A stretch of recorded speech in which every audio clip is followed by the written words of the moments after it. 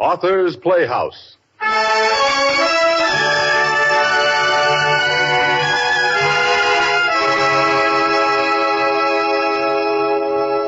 Presenting O. Henry's imperishable masterpiece, Christmas by Injunction.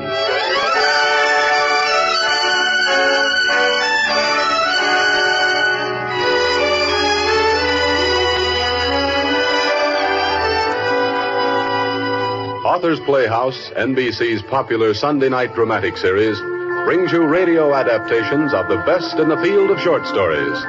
Selections from the works of those dead and living who were and are acknowledged masters of their craft. To the reader of short stories, O. Henry needs no introduction. No one knew better than he the art of holding his reader in suspense, and then, with the last few words, revealing his plot in its entirety. Rachel Lindsay wrote of him, he always worked a triple hinge surprise to end the scene and make one rub his eyes. Tonight's tale of Christmas in the winning camps of the young West is no exception. Author's Playhouse presents O. Henry's Christmas by Injunction.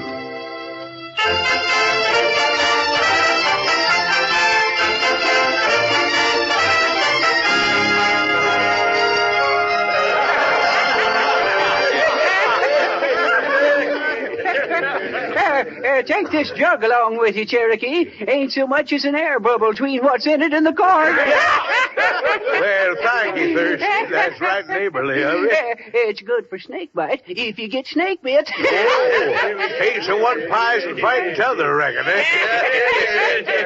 Oh, Cherokee. Oh, yes, Judge. Is there nothing which we, your fellow citizens of Yellowhammer, can say or do to influence you to forsake your plans for departing from our midst? I'm afeard not, Judge. No, my mind's made up. But, Cherokee, you are the, shall I say, the civic father of Yellowhammer. He sure is. It was you who discovered the gold which was responsible for the establishment of our fair city. I reckon that's a fact, Judge. One day when old Betsy here was a dining on porch and prickly pear, I turned up that nugget. 30 ounces she was. 30 ounces, eh? Yeah, but what Cherokee done, he didn't hold out on his friends. No. I was up in the Gila country when they got word to me about the strike he made. For me, I was in Santa Fe, as busted as a 4-card diamond flush with a club draw to it. Well, I, too, was financially embarrassed. Only temporarily, of course, when the gladsome tidings reached me in El Paso. I was up on the Salt River, flattered in one of Mamacita Rosa's frijoles.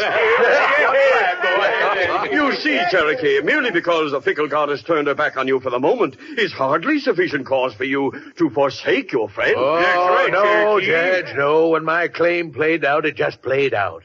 I'm much more than obliged to all of you for your kind offers made, but grub steak is all I need, and the grub steak's what I got. I reckon I'll prospect up along in the Mariposas. And if I strike it up there, I'll most certainly pass the word along. Get sure Thank you, boys. Cherokee, if your mind's made up, I reckon it's made up, and there's nothing more we can say. But if Lady Luck don't see fit to warm her hands by your campfire up in the Mariposas, don't forget for a single minute you got friends here in Yellowhammer. Friends that's beholden to you. Yes, sir, that's right. Indeed, yes, indeed, Cherokee. I speak for all when I say, I hope you will consider Yellowhammer in perpetual debt to you for bed, bacon and eggs, and hot water for shaving. Thank you, gents, thank you. That's more than white of you. Well, we better be getting. Move along, Betsy. Bye, Jack. Trinidad. Goodbye. So long, Cherokee. Good luck. Watch out for snakes, Cherokee. Don't forget, Cherokee. Whatever call you may make upon us, the Yellowhammer will never forget. It's Romulus and Remus.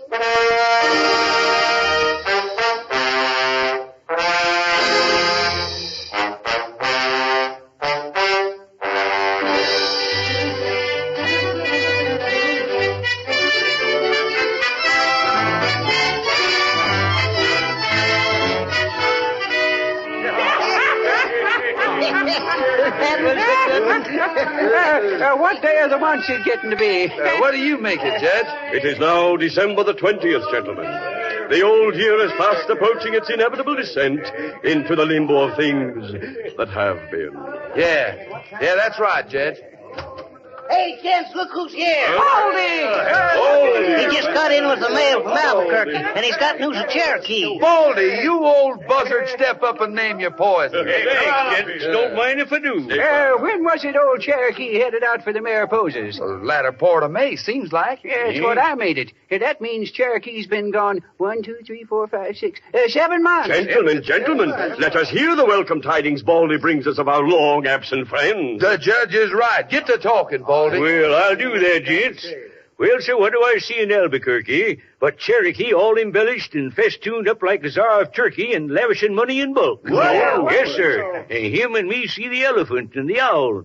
Cherokee, he audits all bills COD. Why, his pockets loaded looked like a pool table after a 15-ball run. Cherokee must have struck payor. Yeah. Well, he's a square shooter, and I'm proud for him. Seems like he had rambled down to Yellowhammer and set up around for his friends. It seems that way. Gentlemen, let us judge not too hastily, nor harshly. Well, that's right, Judge. I'm a-coming to that. Boys, Cherokee strikes a 3-foot vein up in that Mariposa that I say is a trip to Europe to the ton. Yes, sir. And he closes it out to a syndicate for 100,000 hasty dollars in cash. Cherokee's smart. I've seen them veins pinch out the length of a pick handle. Yes. And what do you think? Why, he buys himself a baby sealskin overcoat and a red sled. And what do you reckon he takes into his head to do next? Chuck-a-luck. No, Bought a saloon? no, Got married. no. You gents would never guess in a million years, so I'll tell you. Well? Cherokee took me to a room and showed me. He got that room plumb full of drums and dolls and skates and bags of candy and jumping jacks and whistles and such infantile truck. He's went soft-headed. That's what he's done. But pray continue, Baldy. We're all ears. Well, sir, he's a-going to load up in his red sleigh. Now, wait a minute. Don't order the drinks yet. He's a-going to drive down here to Yellowhammer and give the kids of this here town, the biggest crying doll and little giant boy's tool chest blowout that was ever seen west of Cape Hatteras. Well, I'm astonished. I'm speechless. Baldy, didn't you tell him? Well, no, I never exactly seen my way to. Why not? Cherokee had this Christmas mess already bought and paid for, and he was all flattered up with self-esteem over his ideas, so I never let on. I cannot refrain from a certain amount of surprise that our friend Cherokee should possess such an erroneous conception of his, as it were, hometown. Well, Cherokee's been gone from Yellowhammer most 7 months. Lots of things could happen in that length of time. Yeah, you're right. Yeah, how is he to know there ain't a single kid in this town?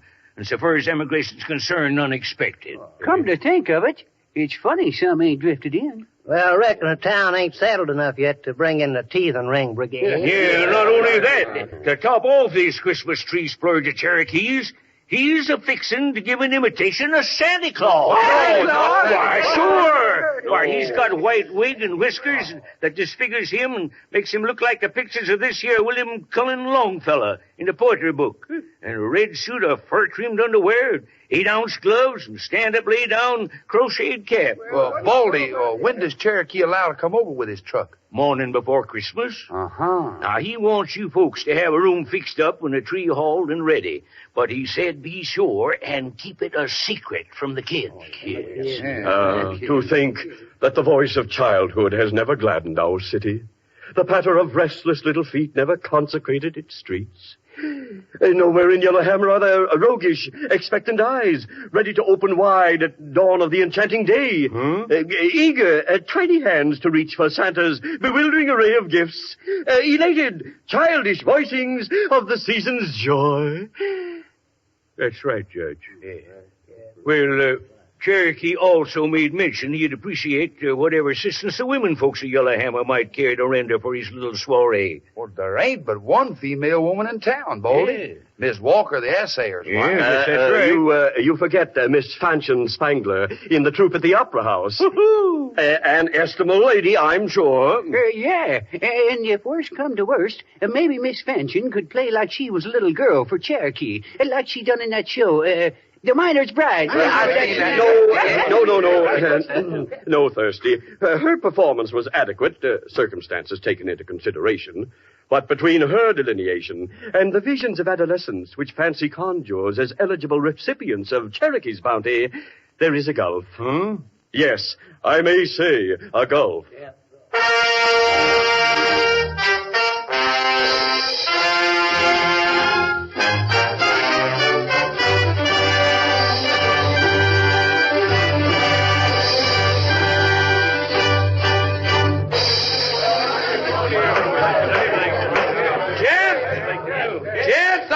This here meeting of the leading citizens of Yellowhammer for a mighty special reason. What is it? Well, it'd be a disgrace to Yellowhammer if it throwed Cherokee down on his Christmas tree blowout. That's right. Yeah. That's right. Well, as for me, I'm a-going to see what can be done to give Santa Claus a square deal. That's right. Where would you? Well, my cooperation would be gladly forthcoming, Trinidad. Thank you, Judge. But I do not see...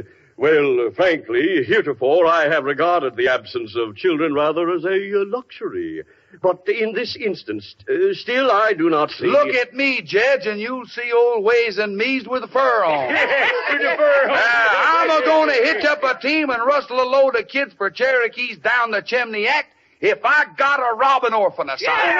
Splendid, Trinidad. A splendid thought. I will accompany you. Wiley Wilson and his old lady that's homesteading down Wild Horse Canyon has got a whole passel of kids. Why, they could loan out a couple or so and never know they was gone. That's a good idea. Yeah, and don't forget the widow Singletary over towards Wildcat Crossing. When old man Singletary cashed in his chips last summer, he left her with anyways a dozen or so young'uns, sorted sizes and ages. Yeah, Well, why can't we use all of them, eh? Have no fear, gentlemen. When Trinidad and I return, we shall be accompanied by a bevy of laughing, carefree children.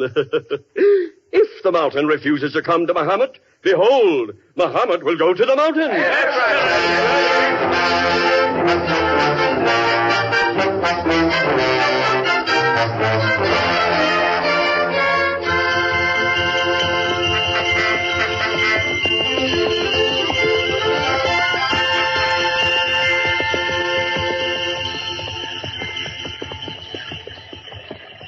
Whoa, Nib. Whoa, Nellie. Whoa.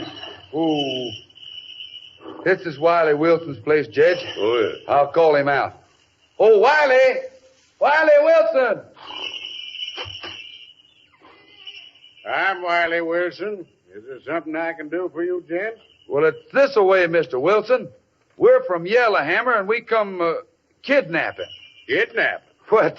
Just in a gentle sort of way, you might say, Mr. Wilson.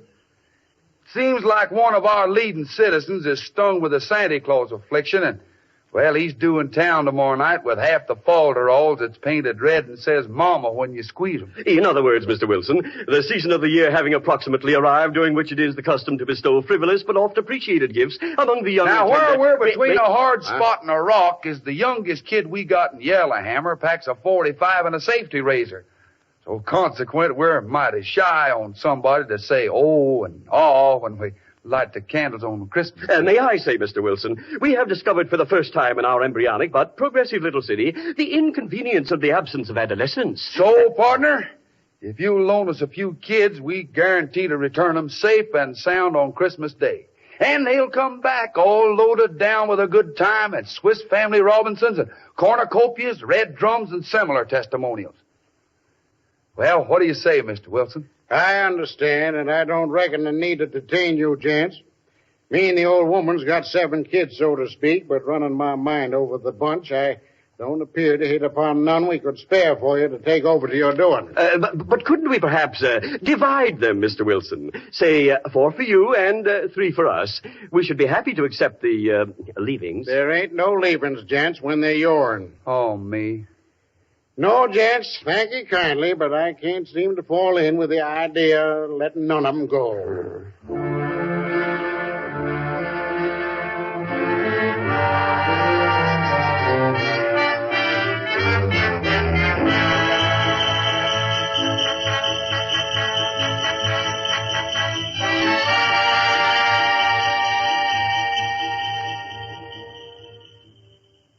Look, Miss Singletary, you got 12 kids, ain't you? Well, I did have the last time I counted them. But land o' livin', riding herd on them young'uns is a 24-hour-a-day job. Exactly, madam. That is why the absence of one would pass unnoticed, I am confident.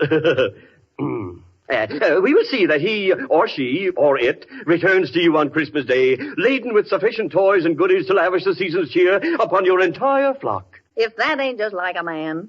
Why, if a single one was missing tomorrow night when they hang up their stockings, the other 11 would take on and beller till you could probably hear 'em all the way to Yellowhammer. But surely, madam, one... If you took one, you might as well take all. And you needn't worry none about that. Why, what kind of a mother would I be, loaning out my own flesh and blood on Christmas Eve? I'd be a female Judas. That's what I'd be.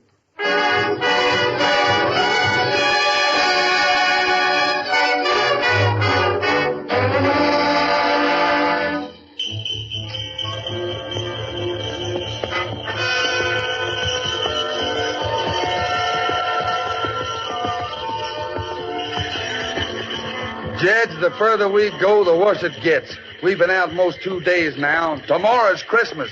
We ain't been able to rustle so much as one young'un. The situation is indeed becoming critical. It's beginning to creep on my faculties that borrowing kids at Christmas is something like trying to steal butter from a man that's got hot pancakes a-coming. Trinidad, what is yon abode? Oh, that's where Juan Fernandez lives. He's a section hand on the railroad. Perchance that our Fernandez progeny?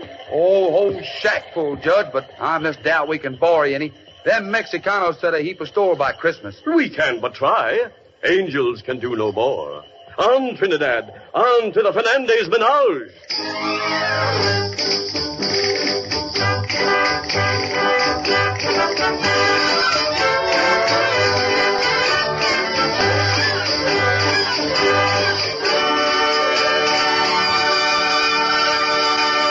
Buenos tardes, Juan. Oh, buenas tardes, senor. Juan, we were just wondering if you'd let us borrow one or maybe two of them muchachos of yours. You mean to take los niños? Well, just for tonight. We'll bring them back tomorrow, safe and sound. And nobly enriched in material possessions. No, señores. Madre de Dios. Conchita, she will kill me if todos los niños are not here for Navidad. All right, Juan. We'll just leave it go at that. Do you know anybody around here that's got from one kid on up for hire or borrow? This senora, she's come last week where the railroad mans they eat. She have one muchacho. Oh, that's the railroad cafe at the Granite Junction, Judge. Oh? Muchas gracias, Juan. Oh, no hay de qué, Felices señor. Navidad y Año Nuevo. Gracias, Giddy up, gracias, Nib. señor. Giddy up, Nellie. On, Trinidad, on! And may success crown this despairing effort.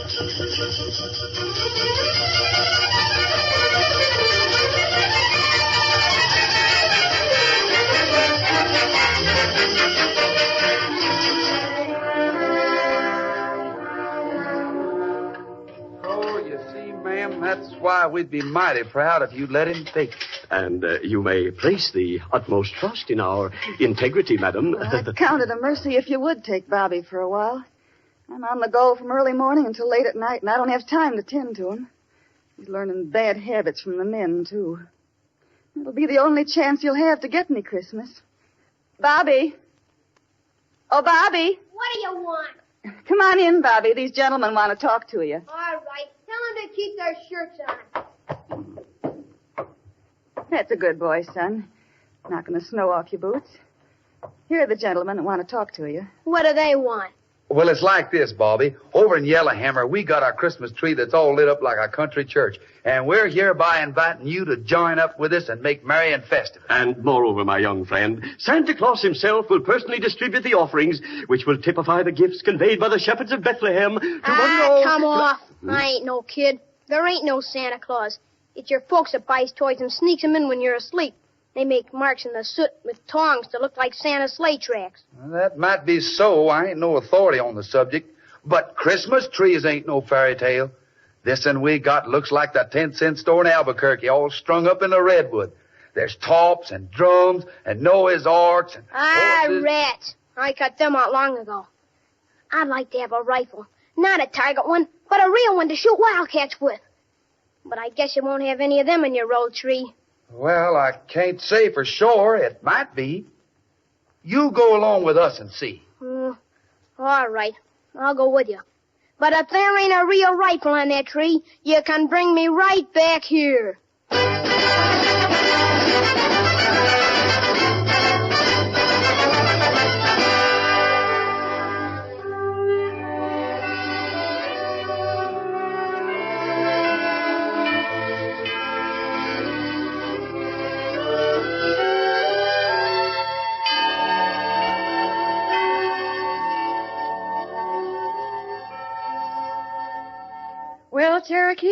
there's the tree all trimmed up and just waiting for Santa Claus and his reindeers. Well, say, it's right purty, Miss Walker. And I'm mighty obliged to you and Miss Spangler for helping us get it all shored up and ready to delight the young'un. Oh, Mr. Cherokee, I think what you're planning to do tonight is one of the sweetest things I've ever heard of in all my life. You have a heart of purest gold. Aw, Miss Spangler, it ain't nothing. Well, when them kids is rounded up, light the candles on the tree, and set 'em to playing Pussy Wants a Corner and King William. And when they get going good at it, why, old Sandy'll just slide in the door. Hey, I reckon there's plenty of gifts to go round, huh? I'm sure there is, Cherokee. Oh, yes, of course. Well, I'd better be a-getting. I'll put on my costume, and when I hear the kids a-squealing and taking on over the Christmas tree, I'll just mosey back. I dear caution.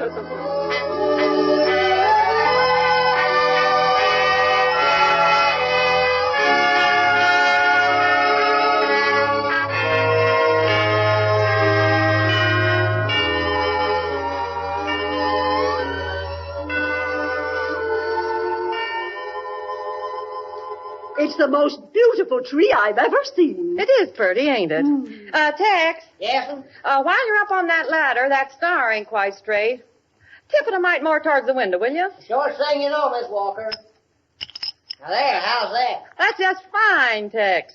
They're driving up in front now, Miss Walker. And the children, bless their baby hearts. Are the children with them? Snowing so thick, it's hard to tell. They got one maverick in tow. I can see him. Might on the ruddy side, I'd say. Well, open the door, Tex, and let 'em in.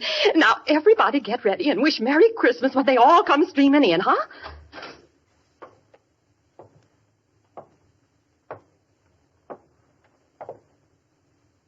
Shucks. I've seen fancier Christmas trees than that one lots of times. Trinidad. Jedge. Where are all the other children? Well, ma'am, the prospecting for kids at Christmas time is like hunting in limestone for silver. This here young biped, ma'am, is all that washes out of our 2 days' maneuvering. Oh, the sweet little boy. Ah, shut up. Who's a kid? You ain't, you bet. Fresh little imp. May I say that we exerted ourselves to the utmost, but results were nil, or practically so. Me and the judge, we done the best we could. It's tough on Cherokee, but it can't be helped. Everybody get ready. Here comes Santa Claus now. There he comes. Whoa, Dancer. Oh, Prancer. Oh, Dunder and Malicious. Santa's telling his reindeer to stop. Don't give me that. Reindeers live in Alaska. I'll bet 2 bits against a plug of chewing tobacco. All those are a team of mules or horses. Prepare for the entrance of Chris Kringle. Swing wide the portal, Tex, that the jolly saint's entrance may be unimpeded. Merry Christmas, everybody.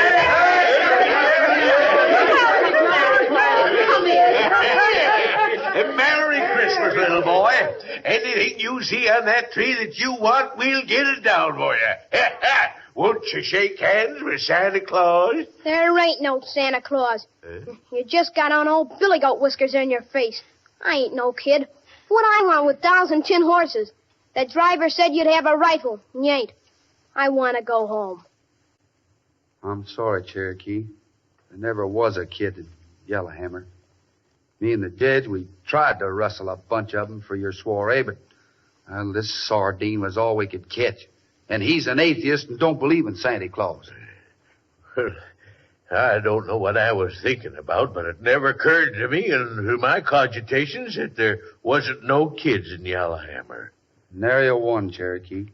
This jacksnipe here we had to import. Well, he'll be better than none at all. Come here, little boy. What do you want? Oh, I just wanted to propound a civil question or two. Where do you live? Granite Junction. My ma runs a railroad eating house. I can roll a cigarette one-handed just as good as a man can. Sometimes they give me chewing tobacco and cigarettes that's already rolled. I see.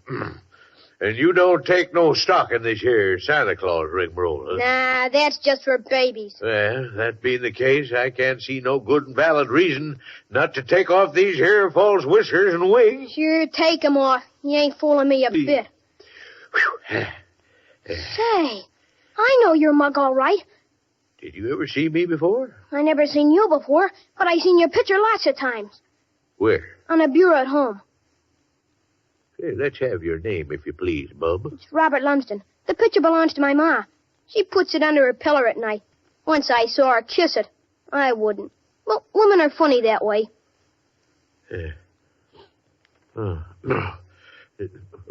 Trinidad! Yeah, Cherokee? Keep this boy by you till I come back. You betcha I will, Cherokee. I'm going to peel off these here Christmas nuts and hitch up my sleigh.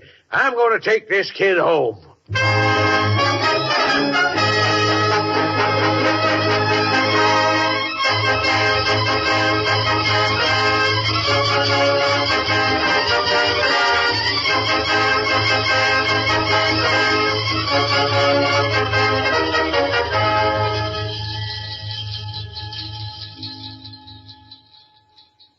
Got a match? Yep. Oh, powerful. How about slip me one? What for? What for? To light this cigarette. Throw that cigarette away. Yes, sir. Throw the whole package, too. Yes, sir. Say, I like you. I don't know why.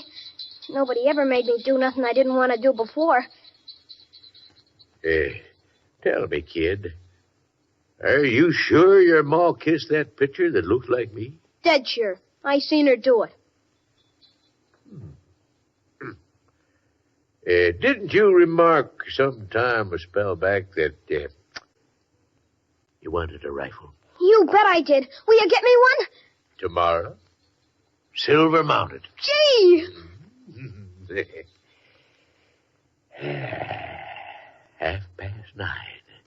We'll hit the junction plumb on time with Christmas Day. Are you cold? Huh? Sit closer, son.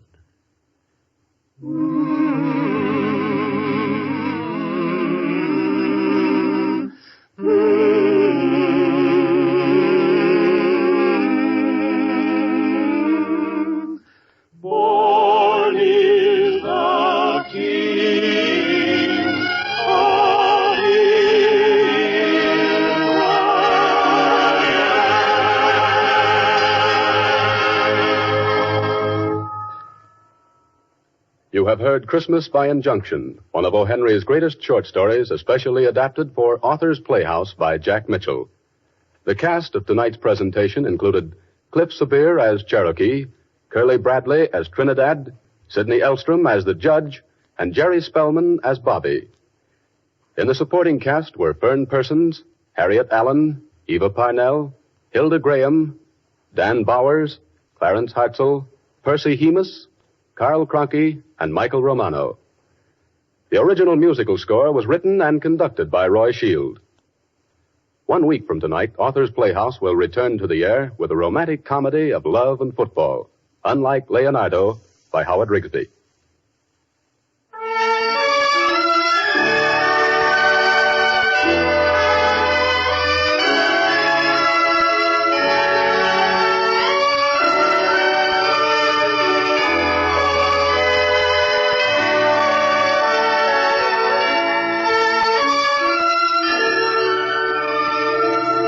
Author's Playhouse originates in our Chicago studios as a Red Network presentation of the National Broadcasting Company.